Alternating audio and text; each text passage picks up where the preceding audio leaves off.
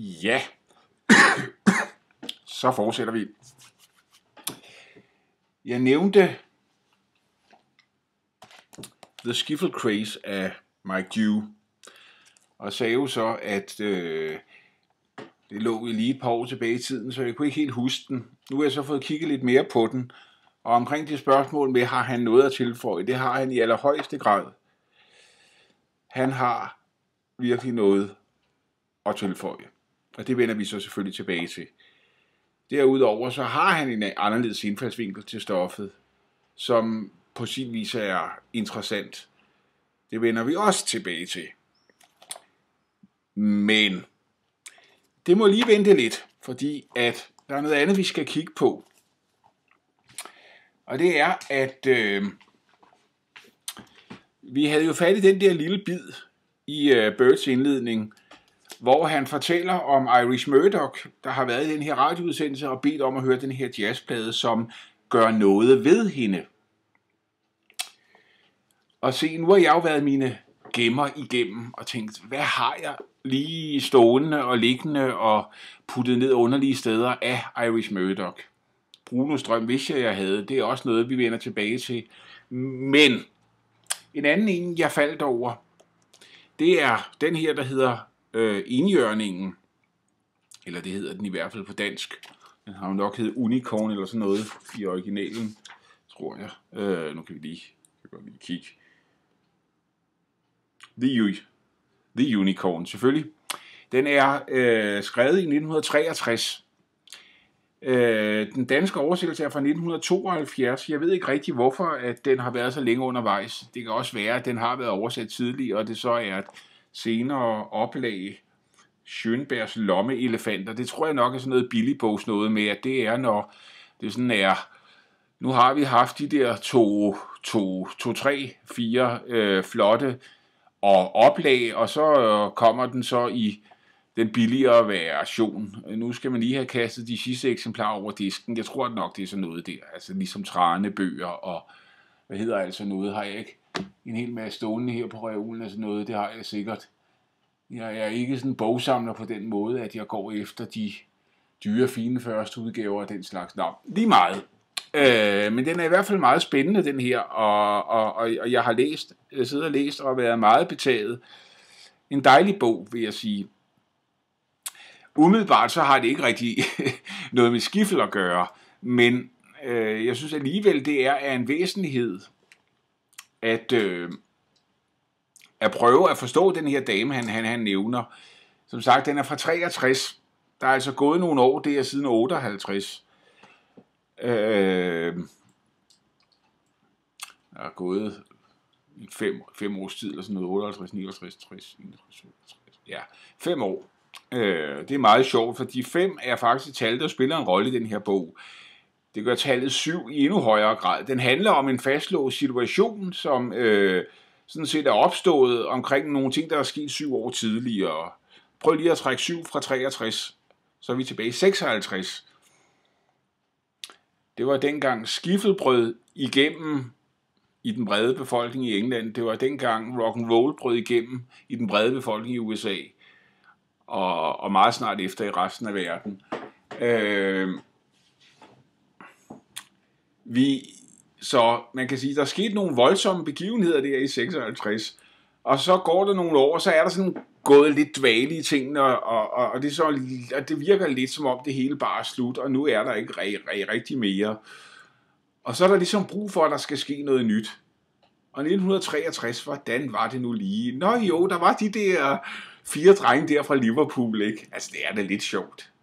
Altså, fordi, udover alt muligt andet Beatles var, og som man kan sige om Beatles, og man kan selvfølgelig sige utallige ting om Beatles, og gå ind fra alle mulige vinkler, men noget, der jo også var i det var jo, at de kom jo på det rigtige tidspunkt. De kom i den grad på det rigtige tidspunkt. Altså, hvor at der netop var sådan en lidt kedelig fastlåst situation. Rock'n'roll var lidt døde ud igen, og det hele virkede lidt tungt og trist, ikke? Altså, og der var i den grad brug for at der ligesom kom et pust af noget friskt og noget nyt, og verden behøvede optimisme på det tidspunkt. Verden havde virkelig brug for et ordentligt skud optimisme, og det var jo lige præcis det, Beatles leverede. Og jeg mener, så i 64 indtager de USA, det er kort efter mordet på Kennedy igen. De kommer som det her pust af ung, frisk optimisme, som bare er lige præcis det, man har brug for på det tidspunkt. Og det er jo en fascinerende tanke, synes jeg et eller andet sted, at lige meget hvor meget destruktivt man kan synes, der er i verden, og lige meget hvor mange onde kræfter, der er i spil, så har verden, eller verdensånden, eller hvad det nu er, måske alligevel en eller anden form for selvopholdelsesdrift, så der alligevel sker det, der er brug for på det rigtige tidspunkt. Det er da en dejlig tanke, om det så holder stik, det ved jeg ikke. Altså, det er jo ikke altid sådan, man synes, det lige ser ud, og man synes jo ikke altid lige, det er det rigtige, der sker på det rigtige tidspunkt. Den her Norges historie, den synes jeg da ikke lige, vi havde brug for. Men altså, men det var bare en tanke. Andet var det som endte ikke. Jeg synes, jeg synes, det er sjovt at gå og spekulere over sådan nogle små dumme ting. Fred være med det. Men der sker det her i enhjørningen. Altså, jeg har virkelig lyst til, fuldstændig ligesom vi har lavet den her, nu er jeg i gang med den her føljeton om den her, så kunne man altså også sagtens gå i gang med en helt række om den her, for der er så mange ting i den, og så jeg skal passe på, at jeg ikke løber løbsk, altså. For jeg tror godt, jeg kunne tale meget længere om den bog. Det vil jeg prøve at lade være med at gøre. Så bare kort fortælle, at vi har den situation, at der har været en uheldig historie der 7 år tidligere med,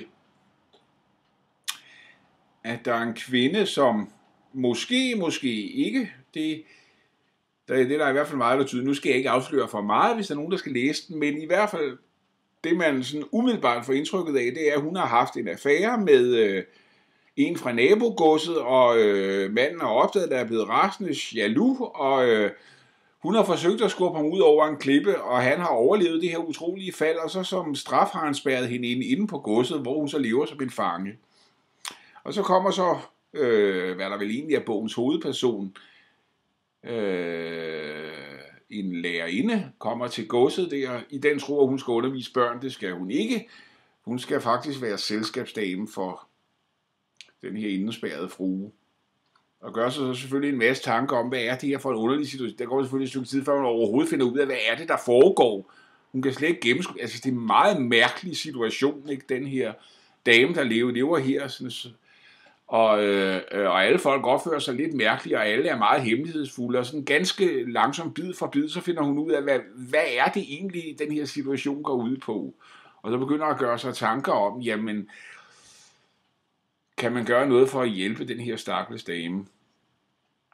Og vil hun overhovedet hjælpes? Fordi det er nemlig også et af de store spørgsmål, fordi hun et eller andet sted har fundet sig til rette i den der mærkelige tilværelse, og ligesom måske egentlig ikke ønsker at komme ud af den, er lidt utryg ved tanken om det. Sådan, det er lidt ligesom det der med en fugl, der sidder i bur, og så lukker man den ud af buret, og hjælp, ikke? Altså, så kan den slet ikke finde ud af det.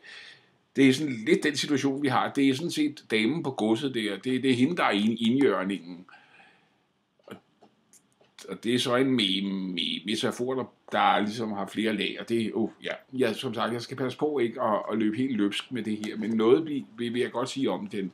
Men det, der jo egentlig var vores sag omkring det med overhovedet at gå nærmere ind på Iris Murdoch, for det kan jo sådan set, det er måske ikke så super relevant for sammenhængen, men det var netop det, at vi snakkede om med virkelighedsopfattelser, og hvordan ser man på tingene, og hvordan opfatter man verden omkring sig, hvordan ser man tingene.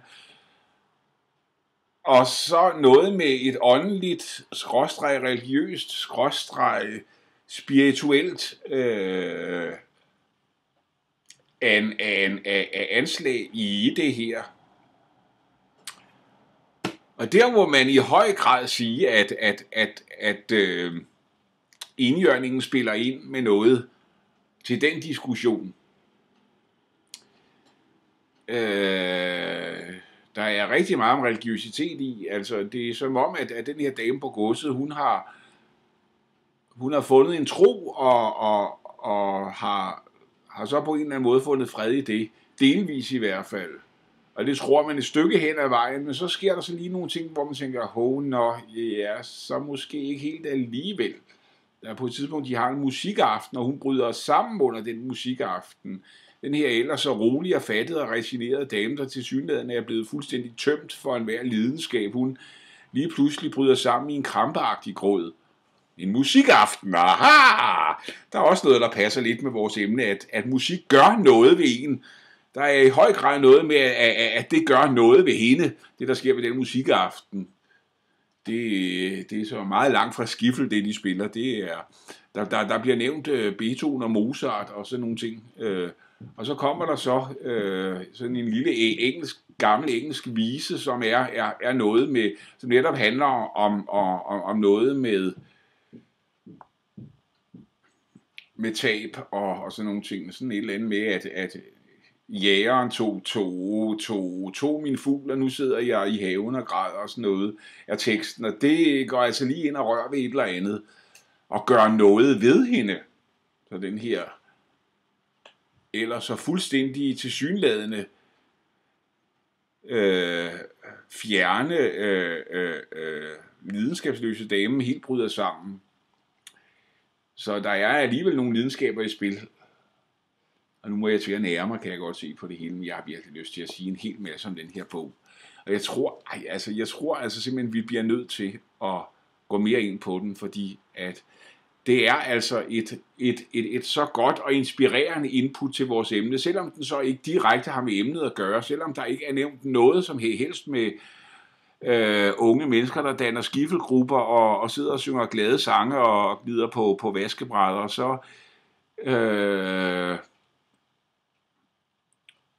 så er der sådan i forhold til alt det med livssyn,